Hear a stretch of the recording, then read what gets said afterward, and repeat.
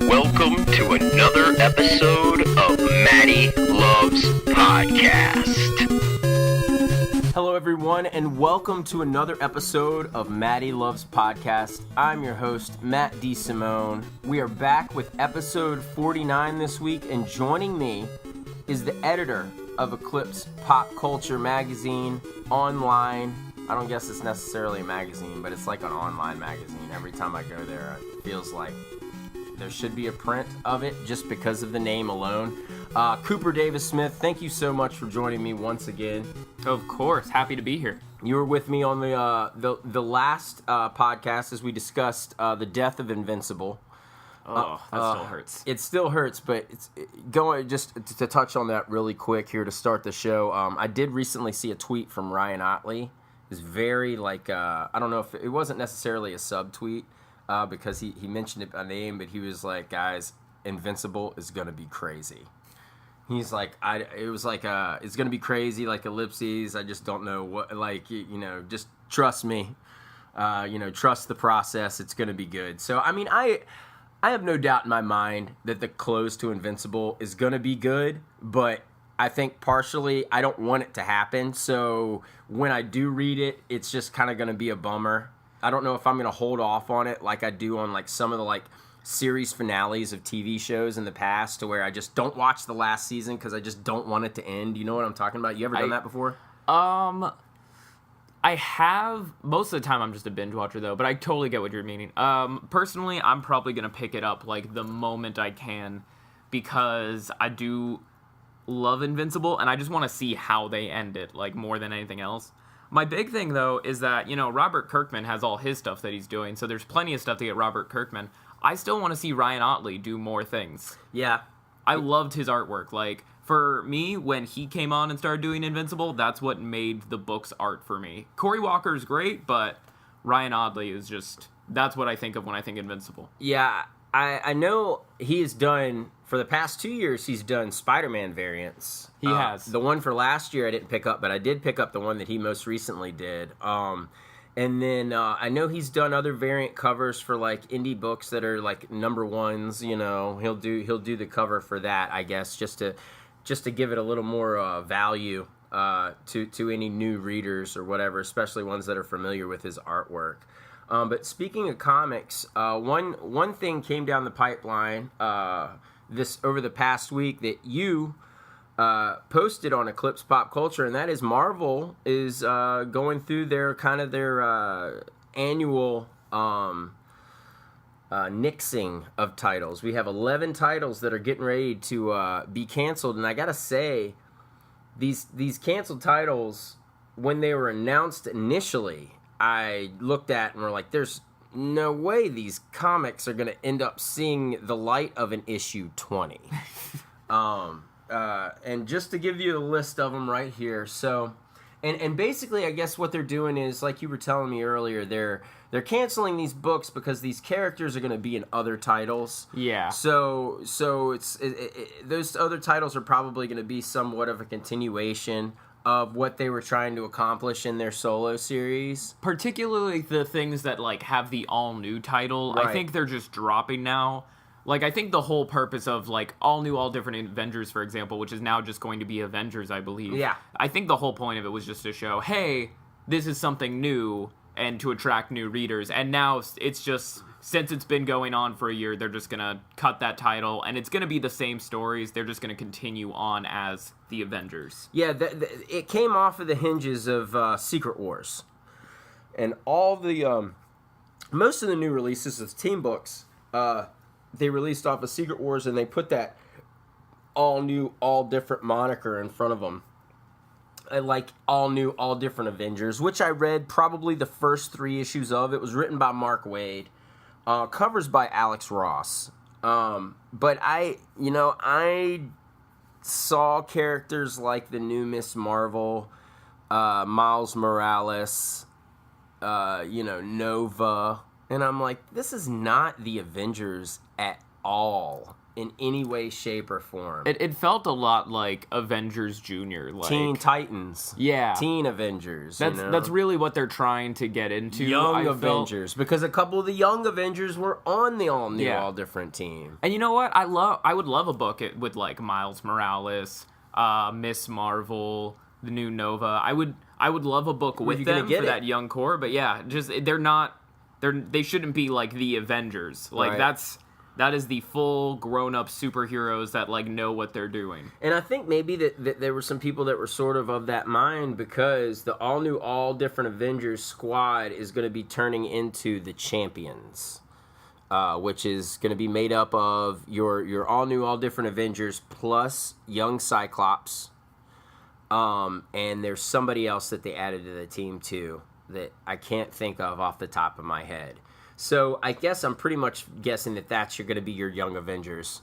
So that makes sense what you just said. Another book that's getting canceled is Agents of S.H.I.E.L.D. That's going to be transitioned to U.S. Avengers, another Avengers book. I'm really not too sure what U.S. Avengers is going to be about.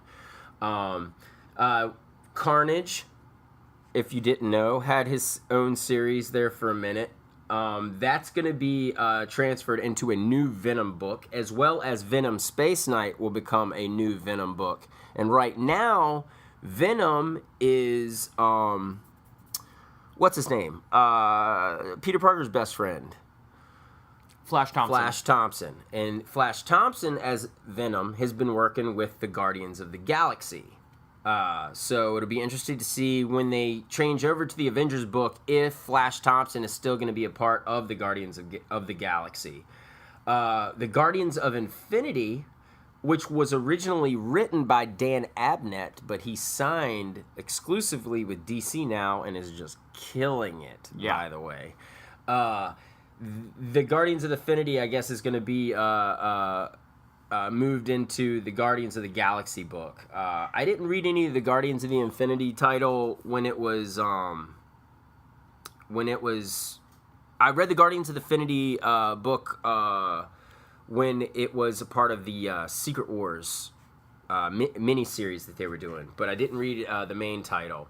Then you got Hyperion and Nighthawk. For some reason, they got their own titles. I love Hyperion, but at the end of the day, he's kind of Superman. With more of a bad streak, I guess. And they're doing, they already have Squadron Supreme, which is still going on. In the beginning of Squadron Supreme, they killed Namor just to bring him back like 6 issues later. So that's still going on, and Hyperion and Nighthawk both are members of the Squadron. Why have their own titles when you can just throw them in their team books? Because really, most people read Squadron Supreme for Hyperion and Nighthawk at the end of the day, because that is your Superman and Batman, essentially. Then you have Rocket Raccoon and Groot, which the book I'm sure was just cute as hell. Scotty Young, I do believe, was writing it. I think so, yeah. But they're canceling that title. If you want to find Rocket and Groot, you know where to go. Guardians of the Galaxy. Starbrand and Night Mask, who are two characters that came off of the way back on the Infinity run of Jonathan Hickman. They are also going to be members of the Champions. Starbrand and Night Mask were originally a part of the new universe at Marvel in the mid to late 80s. And then also we have Vision. Vision got canceled as well. Darn. Vision is also going to be a member of the Champions too. I still think that the best title for me, as far as Vision goes, was Avengers AI. Did you read that? I did not read that. Avengers AI was fantastic. I really, really dug that series. And that was one of those books that I knew kind of from the jump that it wasn't going to last very long. But there were just so many likable characters in that book, and the fact that they introduced like this whole AI world that like Vision is a part of and is like, you know, pretty much the Superman of it. I just really liked the book. It was humorous. It was fun. You know, I was sad when it was canceled, but anyway, if you haven't read AI, definitely check that out. It was a fun little series. So I mean, as far as comic books go, that's kind of the news that we have for you in this episode. That was the big thing that came across the pipeline. The main topic of this specific episode are fan theories. This is fan theories, if you didn't know, are when people who like a movie a whole lot go in and try to make sense of what is going on or amplify the whole plot even more with some kind of obscure theory that either has to do with one of three things: mental illness, the character's already been dead forever, or moving through dimensions / time. Yes, and just so everyone does know, this is completely separate from fan fiction that typically will just kind of take what's going on and then completely twist it to where it's unrecognizable. Yeah. Fan theories completely work within what's been established as canon, and usually just try to provide an explanation for something that they don't think was either fitting or wasn't even really touched on. I also tie into any fans that see a movie and see two characters that they want so desperately to be together, but it makes no sense for them to be together, so they'll write a fan fiction story to where it makes sense. Like, for instance, let's just say randomly, like, character really wants Storm and Magneto in the X-Men movies to fall in love. Yeah, or Superman and Batman. Okay, yeah, sure, we can go that route. That's usually how fan fiction goes. Captain America, Iron Man, Captain America, yeah. It usually turns more towards the homoerotic side of the characters, and that has nothing to do with anything that we've seen before. And you know what? To each his own. I'm sure that there are a ton of people in the world that just die for that stuff, you know? I once read a piece of fan fiction that was a certified novella. Like, it was long. And it was just one night, the characters from Twilight, I can't think of their names. Edward and, is it Bella? I think it's Bella. I think it is Bella. Those guys, they were sitting on the couch watching Titanic, and then all of a sudden they fell asleep and woke up as Jack and Rose on the Titanic. Shut up. And yeah, no, it was about 30 chapters long. Get out. And you read the whole thing? Or skimmed? I read the whole thing for the sole purpose that I was just so angry that at no point no one ever said Titanic. Why that didn't come up was just, it was a shocker to me. Was that not the name of the... No, the title was Twilight on the Titanic, and it was such a missed opportunity. Man. I know. If you wrote Twilight on the Titanic, get your shit together. Yeah, right? All right, so wait. All right, so let's not get to Titanic yet, because there is a phenomenal fan theory on that. But more recently, that you kind of brought to light for me here, as we just met before we started recording, was there's already just a shitload of fan theories for the new Star Wars Rogue One movie coming out. Shed a little light on some of the more popular theories that fans are coming up with here. Oh, some of the popular ones? Well, a big one that I think is probably the most concrete and most likely to be the case is that little ragtag group you see in all the promotional art for Rogue One, they actually go on to become the Knights of Ren. And at first it was just kind of like, alright, you're just connecting dots. But if you actually look at the concept art and names they released for the Knights of Ren, along with, just side by side with the Rogue One crew, they match up. It's all on the internet, folks. Yeah. You can find this. Just to explain a little bit, the Knights of Ren were mentioned in the production of Star Wars Episode 7, A Force Awakens. And they were only seen, but maybe they were seen during Rey's dream sequence. And I think that's the only time you see the Knights of Ren in that movie. And it's a group of hooded, shrouded characters standing behind Kylo Ren as he's about to, cut off Rey's head or whatever. Or no, someone's about to cut off Rey's head, and then Kylo Ren like kills him, and then he's standing in front of Rey with all these guys behind him. Something like that. It was purposely ambiguous, so Yes. you didn't really know what was going on. Right. We still don't even know if it was just a vision or if it was like actually one of Rey's memories. They say it's a Force dream that people that are Force sensitive, often have. Yeah. Whether they're seeing the future or whether they're seeing things that may happen or may have happened. That's just one of those things about the Jedi lore. But the whole thing that you're saying with all her band of warriors that are going to be with her for the film is I don't think that they're going to be around at the end of the movie. But we'll get to that in a second.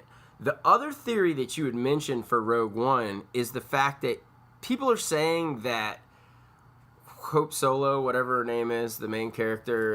Who's basically supposed to be that? Yeah. The main character, whatever her name is, Jyn Erso. Jyn Erso is Captain Phasma. Yeah, there's so many theories with Jyn Erso. It first came out that she was Captain Phasma, but then she's Dorothy. Exactly. One says she's Rey's mom, but mostly what connects that is just the fact that she's British. Sure. Because everyone with the British accent is either evil or related. The time doesn't match up, because this happens 27 years before Force Awakens, and Rey is not 27 years old. So, yeah, I mean, as long as she had the kid like a little bit after, that could line up. That's not so much a problem. It's just that I don't think. Well, Luke's the father. Huh? Luke's her father, so Luke had to have sex with Jyn Erso. I mean, not according to, what's-his-face, J.J. Abrams. According to J.J. Abrams, which, believe what you want, because he specifically said that Benedict Cumberbatch was not Khan. Right. So, he is a known liar. Still haven't seen that movie, by the way, just for that fact. He is a known liar, but he did say that her parents, Rey's parents, have not appeared in Star Wars before. Whether you want to believe that or not, it's totally up to you. I remain hopeful that her father is in fact Ben Kenobi, just because I would love to see that happen. Love to see that happen. Why? But I don't know, man. That's a crazy theory that she's Ben Kenobi's daughter, because she's not on Tatooine. She's on Jakku. We all know that Ben Kenobi, after he dropped Luke off to his aunt and uncle, that he stayed on Tatooine to watch over Luke. So unless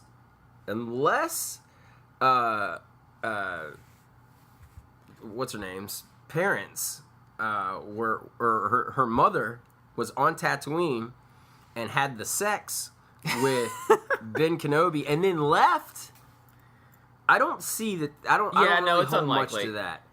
It's unlikely, but it's what I'm rooting for. All right, end of the day. Rogue One. Yeah. If this movie doesn't end with every single one of these characters dying at the hands of Darth Vader, I'm going to be extremely disappointed, unless somehow during the movie they tell a good enough story to where if somebody survives or there's a couple of survivors, I can at the end of the movie be like, okay, well that makes sense. But seriously, she has to give Leia the Death Star plans, right? Yeah. I would think that maybe like that could come in her dying breath. I think what's interesting is that I also agree. I would love to just see these characters die at the end, and I mean that in the best way possible. Sure, yeah, absolutely. But it just for the sake of drama. But that just, I would think that'd be perfect, because then that raises the question: the Knights of Ren work for Snoke. They are in no way affiliated with the Emperor or Vader. So if this group does go on to be the Knights of Ren, how did Snoke get his hands on them? Right. And I think that would be very interesting to see. Sure. Yeah.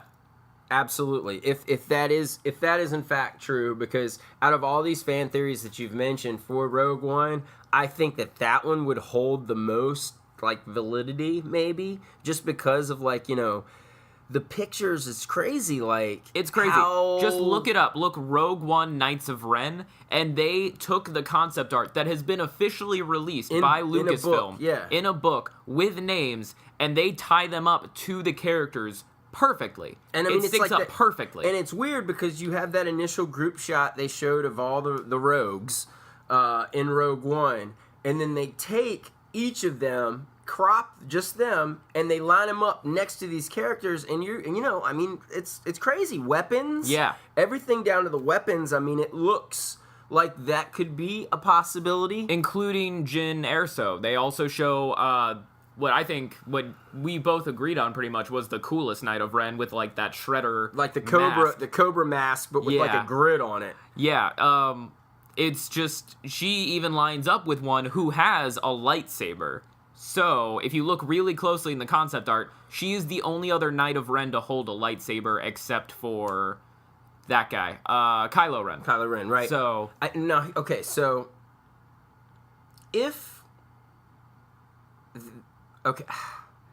I just think if Jyn Erso...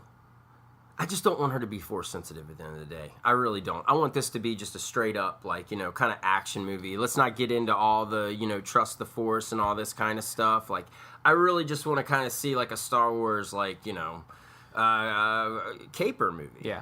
And then it does also, that would be great. And then it does also raise the question if you even need to be Force sensitive to hold a lightsaber anymore. Because I know that's where it was going with the original canon. But with the new stuff, it's kind of just like, oh, you picked up a lightsaber, use it. Like, Finn, who is not Force sensitive at all, I believe. He rocks the lightsaber. He does really good with a lightsaber, and that's just from being trained as a stormtrooper. No, and I'll say this, you know, he does really well with a lightsaber to a point. He doesn't do well with a lightsaber when he deals with someone else that's Force sensitive. No, but so that makes sense, though. That totally makes sense. Yeah, and he can't deflect laser bolts. No, of course not. Yeah. He's not pushing anybody, you know, away from him or anything like that. It's just, you know, it's just amazing. I mean, as far as Star Wars goes, fan theories, the topic of this episode, they really hold a strong footing in the Star Wars universe. Speaking of, have you ever heard this fan theory about Han Solo? In Empire Strikes Back, did you know he gets frozen in carbonite? I did know that. Yeah, okay, so when he gets frozen in carbonite, apparently he has a dream. 2 of them, in fact. One of them is Temple of Doom, Indiana Jones and Temple of Doom, and the other one's Raiders of the Lost Ark. So when Han dreams, his dream world is this, he's playing this guy in, like, on planet Earth in the 1930s, who was an archaeologist and an adventurist. And when I first read this, I was like, wow, you know, I mean, I'm sure, you know, there's no way it was purposely connected, but still, that's pretty cool. Like, to think that, what if Han Solo dreamt Temple of Doom and Raiders of the Lost Ark while he was in Frozen in Carbonite, and then The Last Crusade, this is my theory, The Last Crusade is after he gets shanked by Kylo Ren and he's falling. And that's his last, like, dream before he goes off into the sunset. What does he do at the end of Last Crusade? Right off into the sunset. So... where does the Crystal Skull fall in all this? Okay, Crystal Skull, it's funny. We don't hear anything about aliens or any of that stuff until after the A-bomb goes off, when he's at the test site. Yeah. And he's in the refrigerator.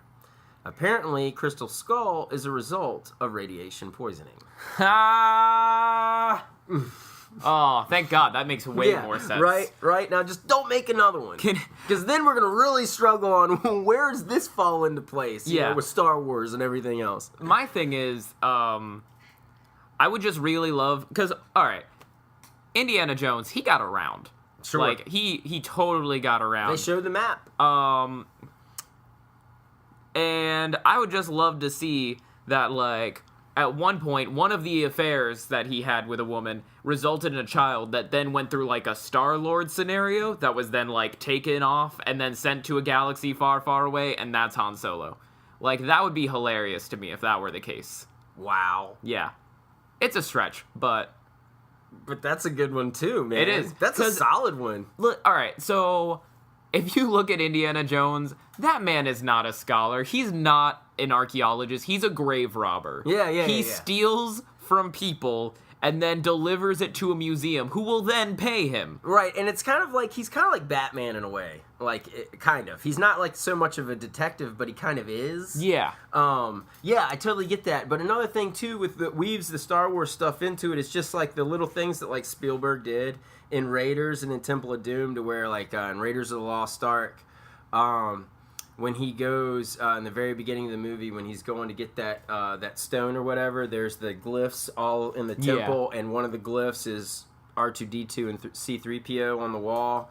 And then when he is in the like the boat plane when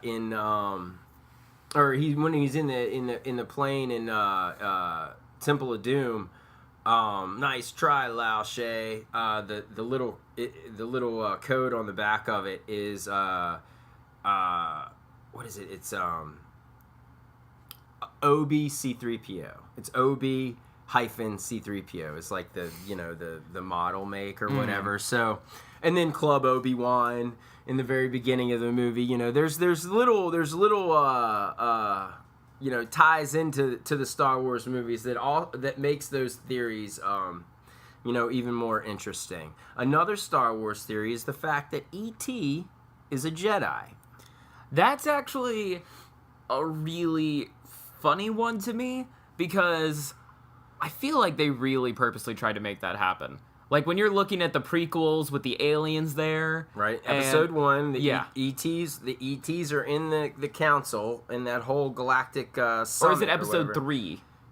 It's either 1 or 3. One of the two. I think episode 3 is with the ETs when Jar Jar. No, man. I think it's when Chancellor Valorum relinquishes his powers. I think it's episode 1. It might be, It's either episode 1 we see the Wookiees and we all flipped out, or it was episode 3 when we saw the ETs. Either way, they're in the Star Wars prequels. They are. They are definitely in the prequels. There's the part in E.T. during Halloween when, they got the shroud over E.T., who clearly doesn't look like a human, walking around, and he sees Yoda, kid dressed as Yoda, and he's like, home, home, home. That's another thing, like, does E.T. know Yoda? Because they were all there at that council deal. Yeah. They know who Yoda was there. They know who Yoda is. If you're force sensitive, you can get people to believe whatever the hell they want to. I'm clearly not human walking around in a shroud, so I'm going to have all these other kids walking around think that I am a human by playing the Jedi mind trick. Yeah. He has the ability to fly. But even further into this, one thing that, as I was digging deeper into this fan theory, the one that really blew my mind was E.T. isn't just a Jedi. He's a Sith Lord.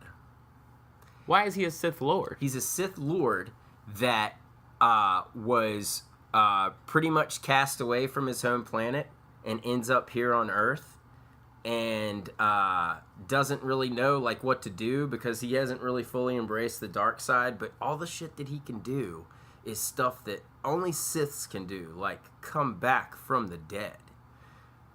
He comes back from the dead. Elliot comes back from the dead because of E.T. He brings life to the flowers. He can heal you with his touch. It's weird. It's weird. Like, and then you go, well, how does his finger light up? Well, that has nothing to do with Jedi. That has something to do with just his race. It's just that's something his that own they can biology. do. Right, exactly.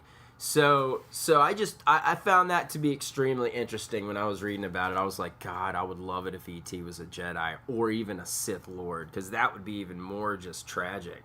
That is really interesting.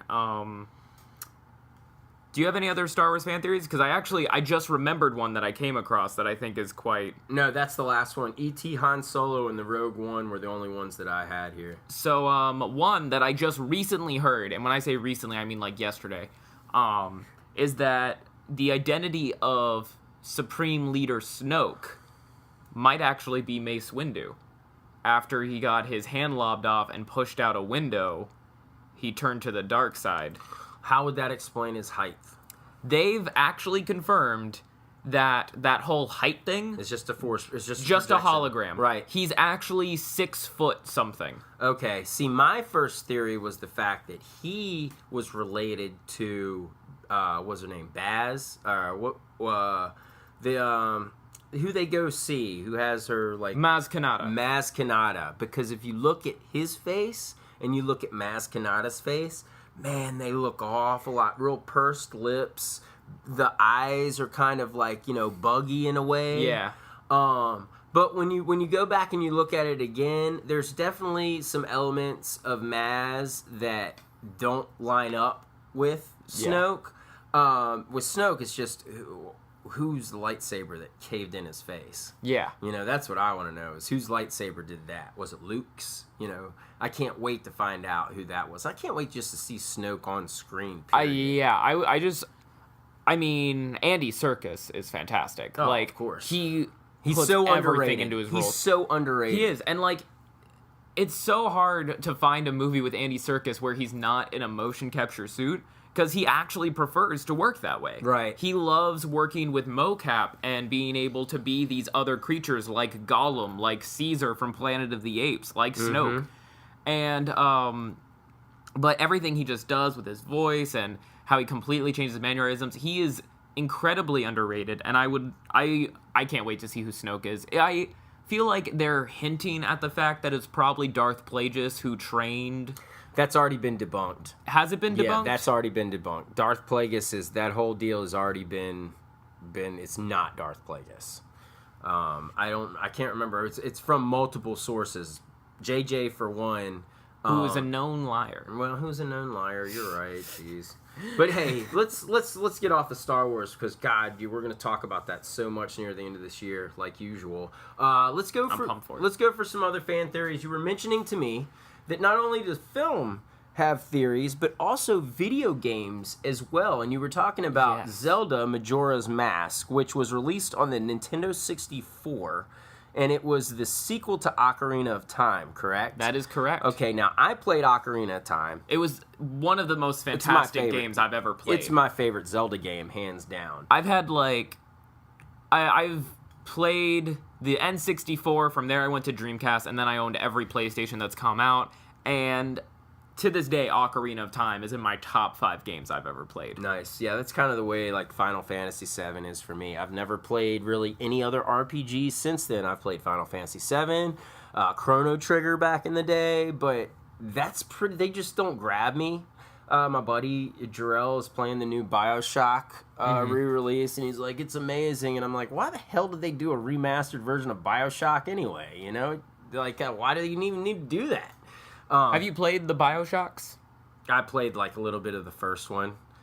I would say, in my honest opinion, all you really need to do is play BioShock Infinite because that game works in itself. You don't need to have played 1 and 2 to really grasp what's going on. BioShock Infinite it opens up all of these things, and then all of a sudden you're just like, dear God, what did they just touch on? And then the studio went bankrupt, and there will never be another BioShock game. That's insane. It sucks. Oh my God! Wow. Because I didn't even know that. When you get a developer like Irrational, I think it's Irrational Games that does BioShock, and that just have such a grasp for storytelling, you want them to do more, right? And you want it to be great, and then it just a lot of times it doesn't happen, and you are sad. Well, I thought that as far as and from what I can remember, trailers for video games get ready to come out. The trailers for the BioShock games were always really good, just because they were, they did a really good job of making everyone watching it ask what is happening, what happened.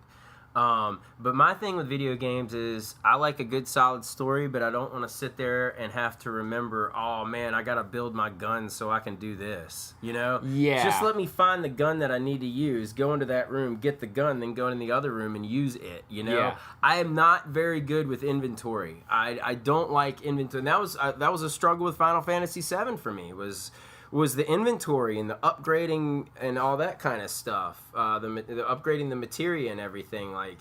I don't like to keep track of that stuff. I just want to start. I want to go through. I want to pay attention to the story. I'm going to get through each level, doing exactly what I need to do. Dumb games like Marvel Ultimate Alliance 1 and 2, could do those all day long. Yeah, you know? and that's really what started grasping me about the Telltale games. Like, I really didn't get into Telltale games until last year, but now I've gone through all of them except for the Walking Dead ones. Just because you don't need to, like, worry about inventory. You don't need to worry about these crazy side quests. You just play the game and enjoy the story. Yeah, I've sat through the first Batman chapter for the most part.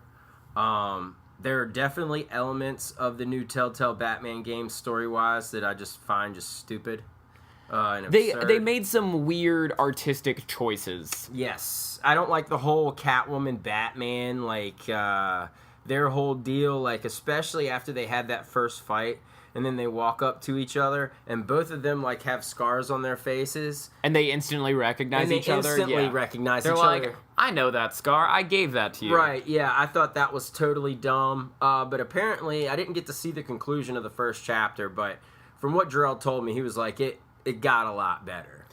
It did get better. The thing that I find that there's parts of it I like, parts of it don't like. One, I like that we're seeing the beginning of a lot of villains. We're seeing the beginning of the Penguin. We're seeing the beginning of Two-Face. Penguin is terrible. What I don't like about the Penguin is the fact that apparently he's been, like, a long-lost buddy of Bruce Wayne's and grew up in Gotham City. But why the hell is he British? Penguin, no, I don't care about the British. That's fine. But the whole tall, lanky guy, Yeah. even with Gotham, I'm not into that. I want something to happen. They made him handsome, and that's really not the Penguin. But if they do something and they give, like, you know, the character on Gotham something to where, like scoliosis, or seriously, like scoliosis to where, like, he starts having to, like, arch, you know, his head forward, you know, and do that kind of thing and kind of, like, stump over a little bit. Like, I think that would work. But, I mean, that's the thing about Gotham that really killed me is, like, you're focusing on the Penguin, which is awesome. But, man, make it the Penguin. Don't make it just some, like, you know, Tom Hiddleston guy, you know, because that's kind of what I thought that they were trying to do is, like, what they did with Loki. Let's make Loki beautiful. Yeah. So Zelda Majora's Mask, fan theory. We digress. This came completely from, well, at least my source was the game theorist on YouTube. I can watch his videos for hours. They're great. They're funny. And they always make you think about what you were just playing. Sure. But yeah, in particular, Majora's Mask. I'll lead off with what has been confirmed, and that is that The Legend of Zelda has splintered into 3 timelines. Okay. Thank you, Game Boy. Thank you, Game Boy Advance. Yeah. All that kind of stuff. Yeah, it's all connected, and it's all split into 3 timelines. And actually, the very beginning of it was Skyward Sword, which was essentially like this Garden of Eden like place, and that is when Link, Zelda, and Ganon were all essentially cursed with reincarnation. And ever since then, every game, every chapter, it's been their reincarnations, cursed to do the same things over and over again, each holding a piece of the Triforce. Okay. So, one, thank you, Nintendo, for actually releasing, like, essentially a Bible that explains all of this. But yeah, so Majora's Mask, in this continuity, is one of the first games to happen immediately after Ocarina of Time, which then splits the timeline into 3. Okay. And it essentially plays with an idea, and this is where the game theorist comes in, that after Ocarina of Time, Link died. And if you've played Majora's Mask, you know that the way it starts off is Link has lost Navi, and he's looking for her. And Navi is? The fairy. The little blue fairy in Ocarina of Time. Link lost her, and he's looking for her. And he's riding through this weird, creepy forest at night, and that's where he sees the Skull Kid wearing Majora's Mask. And there's this kind of, like, interaction that happens. You end up with another fairy that decides to help you out because it's looking for their best friend fairy and also the Skull Kid. And you end up in this place, and God, I can't remember what the kingdom is named for the life of me, but essentially you get 3 days before the Skull Kid, wearing Majora's Mask, is able to crash the moon into this kingdom and destroy everything. Oh my gosh. Yeah, you are put on a timer, and yeah, so if you haven't played the game, you're put on a timer. So this kid with the skull mask is death, pretty much. It's the Skull Kid wearing Majora's Mask. Okay. It's this creepy kid. But yeah, he gets this mask, and it's like this weird ultimate power that compels him to destroy everything. And essentially, they do the exact same thing of Ocarina of Time. Like, you have to go to this place and do this, this place and do this, this place and do this. But for each place you go, you get so much time.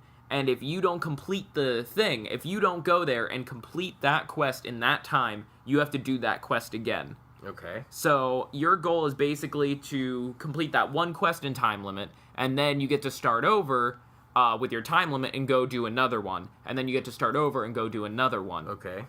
So this whole concept of like being put on a timer and all this stuff. It's just it's like another life, basically. Exactly. You die It's Link's Purgatory. Right. And he is trying to come to grips with the idea that he is dead and actually able to move on. And the reason he can't find Navi is because Navi's still alive. Right. So he thinks he's alive and he's looking for her, and it makes it incredibly sad.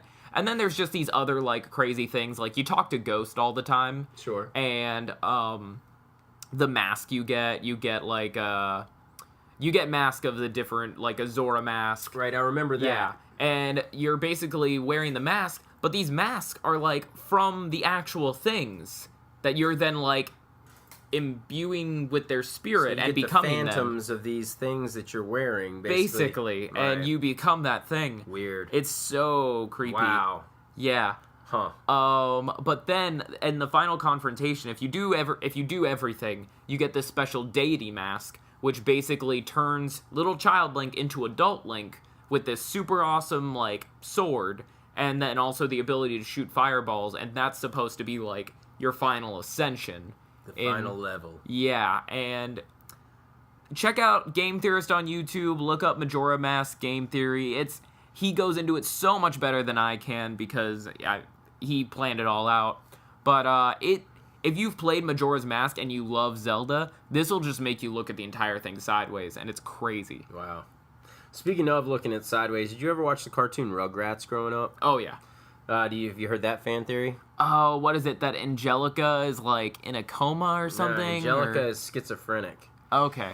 And Angelica is schizophrenic. She is actually, like, 27 years old.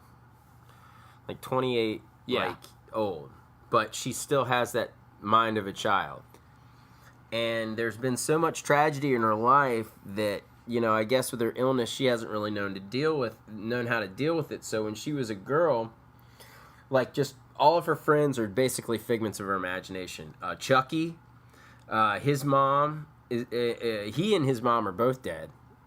And that's why Chaz, his dad, is so neurotic. Because he's just still crazy over them being gone. Tommy was supposed to be born like a year after Chucky, but he died stillborn. So his dad insanely makes toys in his basement for the kid that he never had. Then you have the DeVilles, who have the twins, Phil and Lil. But the twins, or the baby, the DeVille's mother, baby died stillborn as well. And so Angelica never knew and they didn't know the sex of the baby because she had a miscarriage. And so she just decided, well, then they were twins because I don't know if it's a boy or a girl, and that's where Phil and Lil came from. That's dark, man. Most fan theories are. Oh, yeah, like, absolutely. All fan theories are like, hey, you know this thing from your childhood that you love? Let me twist it to you until you hate yourself. Right. And so you think something is wrong with you. It's just like the Pokemon one, where the very first episode, Ash actually, like, falls into a coma. And have you heard this one? No. So, like, in the very first Pokemon episode of the anime, you know... Before he even makes his choice? Before he even makes his choice. You see Ash catch him, and the funny thing is in this first episode, you see animals. Not Pokemon. Like, actual animals. Yeah. However, once he starts going on, you see animals less and less until they don't even exist anymore. It's all just Pokemon, right. human and Pokemon. So their whole thing was Ash, when he was riding his bike, got struck by lightning, Pikachu, and he actually went into a coma. And this whole Pokemon thing was just his imagination, and that's why he never ages. That's why he's been like a 10-year-old throughout this entire process, and also why everyone's okay with him leaving and going off on his own. Because he's in a coma. All of this is happening. And he's going deeper and deeper into it, and that's why you see less and less and eventually no animals. And then also how he keeps finding all these new extravagant things because his mind is just embracing this fantasy. Right. That's why they didn't discover that Pokemon eggs were a thing until like season 2, and why they discovered, oh, there's more evolutions of Pokemon, and now there's mega evolutions, and now there's like the Darwin Finches of Pokemon in this new game where they can like be different things in different environments. Wow. And it's all just Ash embracing this delusion he's set because he's never gonna wake up. Yeah, it makes sense. That's really dark. Yeah. Another dark one you had mentioned too is Harry Potter. Dumbledore is death. Dumbledore is death, yeah. Dumbledore's the head of Hogwarts. He's the guy that, he's the nutty professor, so to speak. Yeah, and what doesn't get known a lot is actually that Dumbledore was actually, and I believe this is canon, like I think JK actually came out and like confirmed this, that Dumbledore wants humans and wizards to live together and fully know about both. And there is a fan theory that essentially alright, well, let me start from the beginning. The Cloak of Invisibility, the Elder Wand, and the like Revival Stone or like the stone. three things that like you pretty much have to like isn't it, it's like I've taken a test before, and it's like those are the three things that they say, okay, you have to choose one of three gifts. Yeah. Yeah. The reason why those three things are a thing, because in Harry Potter history, there were once 3 brothers, and they were able to cheat Death. So Death was like, all right, I'll give you these things. And the oldest brother wanted to be the most powerful there was, so Death gave him the most powerful wand there ever was, the Elder Wand, which we then see Dumbledore with, and eventually Voldemort. And this is literally the most... You can't get a more powerful wand. Right. It is the wand. It's the BFG of wands. But what happened was, this wand's power tempted people, so people were killing people in their sleep to get it and all these things. The second brother wanted a way to bring his lost love back to life. So Death gave him this stone that would, preserve her life, and it could raise the dead. But, that never works out. Right. The youngest brother wanted just a way to hide. And Death cut off a piece of his own cloak, and it was the Cloak of Invisibility, which Harry gets, right out the gate. Right away, yeah. And it never really gets touched on why he gets the invisibility cloak. It's just given to him. So, which it then becomes integral in solving all of his issues throughout the story. So... Dumbledore ends up with this wand, which then eventually Voldemort gets a hold of, and that also partially leads to his destruction. Snape, who lost his love and just wants to bring her back, Dumbledore basically, recruits him, whether or not Snape wants to make him... He uses his lost love against him to make him stop serving Voldemort and start helping Harry. And then Harry is given the cloak, and that's what helps him throughout the story. So the theory is that Dumbledore is in fact Death to these 3 people. And that's also why when Harry dies, air quotes, at the end, he sees Dumbledore in King's Cross Station, and Dumbledore sends him back to continue his work and defeat Voldemort. And all of this is supposedly because Dumbledore, 1, turned Voldemort evil. He wanted Voldemort to do all these awful things and attack the human world, just so the humans would then be aware of it, but then wizards would have to step up and stop it and show, hey... We belong. Yeah. And we can all coexist. But yeah, the whole Dumbledore's death thing all comes back to, 1, him using Voldemort, Snape, and Harry to further his means, and then also essentially giving each one of them this item from death. And yeah, it's crazy. Well, to close here, I just have these are my favorite theories that I've read. Both of them are rather popular theories, so any of you that are listening to the podcast and are familiar with fan theory, you've probably heard these before. The first comes with the musical Grease. Sandy, in the very beginning of the film, actually drowned. When Danny tells her, I saved your life, she nearly drowned. He showed off splashing around. Danny actually couldn't save Sandy. She drowned, and then everything that happens after that is a coma dream. Right before she goes to heaven in a car, essentially. And if you really think about how everything lines up and how ridiculous the damn movie is, it kind of sort of makes sense in a really dark way that Sandy was never alive. And it's like, oh, she's got to go back to Australia, but no, she decided to stay in the States and go to school with Danny. You know, you never see her parents, any of that kind of stuff. You never see anybody's parents in that movie. So that one's pretty crazy. But the very last one that I wanted to touch on might be my favorite one that I've read that has made a movie that I consider to be my whole entire life actually just so much more interesting. And that is the fact that Leonardo DiCaprio's character, Jack Dawson, arguably his most famous role in his career, in Titanic, was actually a time traveler. This is also my new favorite fan theory, I think. Just because it works so well. It does. It really does. So basically, we don't really need an explanation as to who told Jack to go back in time, but Jack is sent back in time to save Rose from committing suicide at the beginning of the movie. And if you really watch Titanic itself, it's a rather dark movie. And the character of Rose in particular, she struggles. And they don't really get... You have to kind of assume what's going on with her, but, I mean, she is in a really dark place, and she is out of place in the very beginning of this movie.